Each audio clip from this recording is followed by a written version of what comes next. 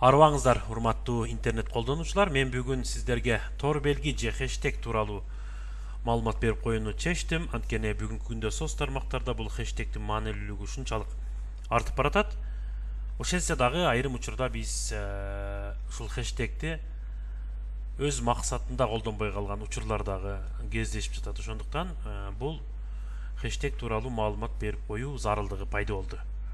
Хэштег деген эмне? Хэштег мына сүрөттө көрүп турганыңыздардай тор белги.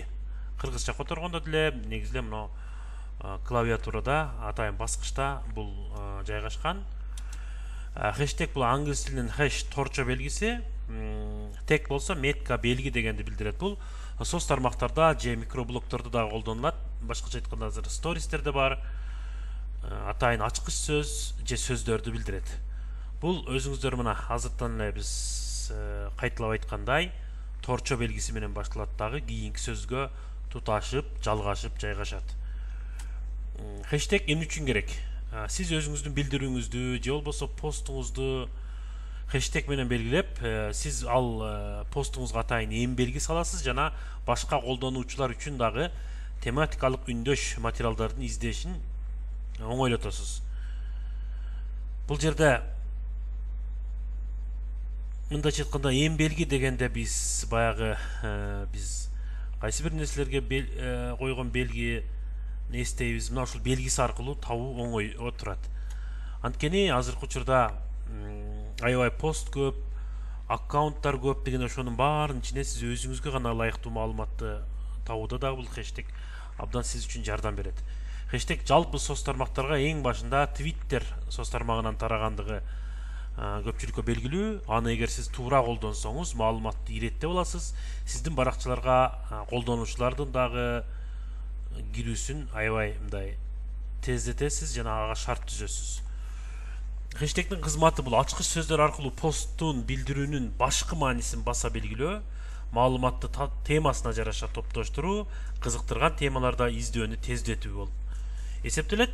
Ал эми хэштег кантип коюлат дегенде албетте сиз белгилешиңиз керек болгон сөздүн алдына коюлат. Башкача айтканда сиз пост белгилеп туруп, мисалы ош билим, медиа сабак деген хэштегтерди пайдалансаңыз болот. Хэштег жазылганда көк болуп түсүн өзгөртөт жана шилтемеге айланат. Ал шилтемени бассаңыз ушундай хэштег менен жазылган сүрөт, маалыматтын баардыгы шуурудай болуп тизилип чыгат. Мындайча айтканда сиз кайсы бир багыттагы маалыматтарды алгыңыз келсе, ар бир кишинин баракчасына жазылып отурбастан эле издөө бөлүгүнөн ар кандай эле соц сет болсун, мындай каалаган хэштегди жазып туруп издетсеңиз, мына ушул хэштегди пайдалангандардын постторунун баары чыгат. Сиз ошол хэштегге жазылып койсоңуз деле болот. Хэштегди кантип туура жазасыз? Хэштегди латын тамгаларында деле, кириллицада деле жазсаңыз болот. Эгер хэштег бир нече сөздөн турса, пробелди баспай чогуу жазыңыз. Эгерде сиз пробелди бассаңыз, анда пробелден кийинки боштуктан кийинки сөз хэштегге айланбайт. Мисалы үчүн мына медиа борбор деген хэштег болсо, сиз медиа борбор дейсиз, же болбосо сиз муну эки башка жазгыңыз келсе, анда алдыңкы сызыкча менен ажыратып койсоңуз болот. Эгер ортоңку сызыкча тире дефис сыяктууларды пайдалансак же боштук коюп койсок, анда экинчи бөлүгү хэштегге айланбай калат. Аз бирок саз ой келди жерге эле хэштегтерди колдоно бербеңиз.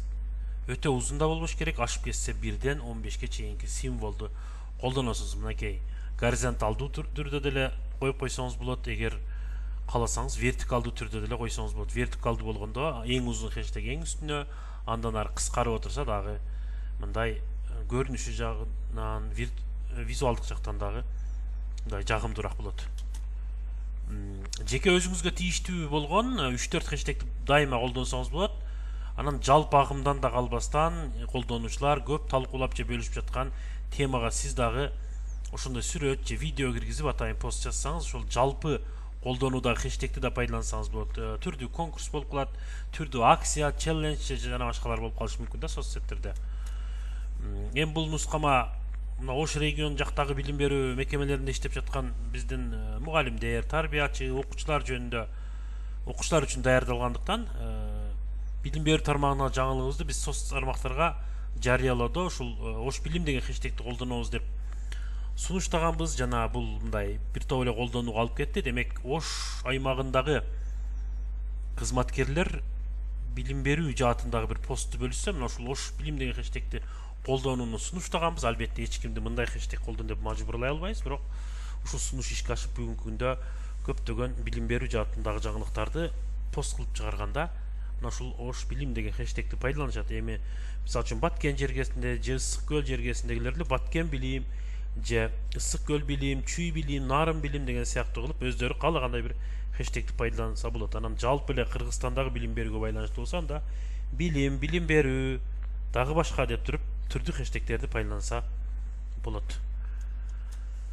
Ал эми жалпы колдонуудагы хэштег менен катар биз өзүбүздүн иштеген жерибиздеби же окуган жерибиздеги билим берүү мекемесинде бир туруктуу хэштегин мындай макулдашып, ушул интернет ичинде көп колдонуп хэштегдин маанисин түшүнгөндөр арасында макулдашып алып туруп колдонсо болот. Мисалы үчүн азыркы эле ош билим, ошондой эле мисалы үчүн медиа сабак деген хэштег бар.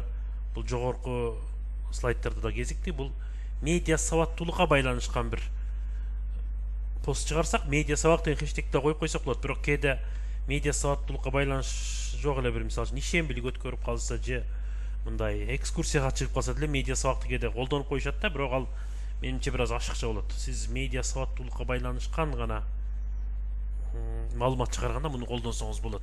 Мисалы үчүн ошол учурда ош билим деген хэштегти дагы билим берүүгө тиешеси жок эле бир пост чыгарганда да пайдаланып калгандар бар да, тилекке каршы. Бул менимче ашыкча хэштег. Мисалы үчүн эс алууда жүрсөңүз, ал эс алуу же ошол сиз эс алып аткан локация, жердин, аймактын аталышын деле хэштег кылып койсоңуз болот дегендейчи.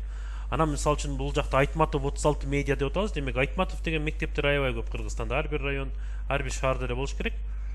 Бул Айтматов номер 36 Айтматов мектеби Ош шаарындагы. Мисалы үчүн Айтматов 36 медиа деп ошол мектеп дайыма колдонсо болот. Мисалы үчүн сиз дагы өзүңүздүн мектебиңиздин бир хэштегин ушинтип пайдалансаңыз болот.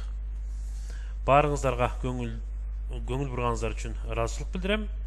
Саламатта туруңуздар.